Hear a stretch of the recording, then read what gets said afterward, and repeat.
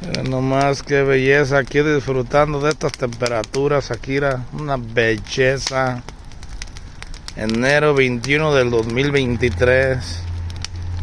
Nada más que belleza, Padre mío. En el nombre de Jesús hoy. Los guaguaos por ahí. Qué día tan bendecido, tan maravilloso. Mira nomás. Gracias, Padre, Hijo y Espíritu Santo. En el nombre de Jesús. Así sea.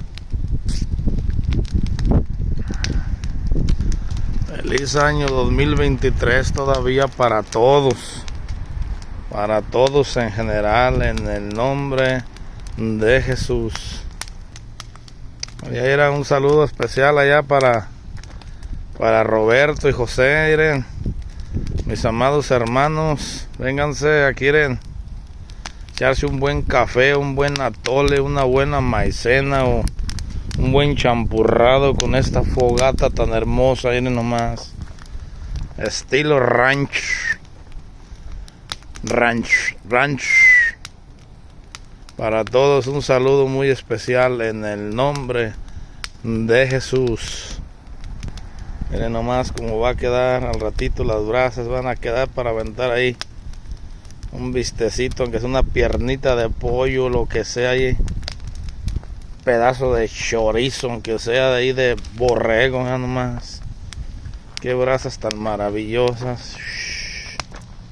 Ya nomás con esa leña que se está poniendo. Vénganse a echarnos un buen atole aquí, una buena maicena, aunque sea un buen café, un buen chocolate. Feliz y bendecida noche para todos en el nombre de Jesús. En el nombre de Jesús.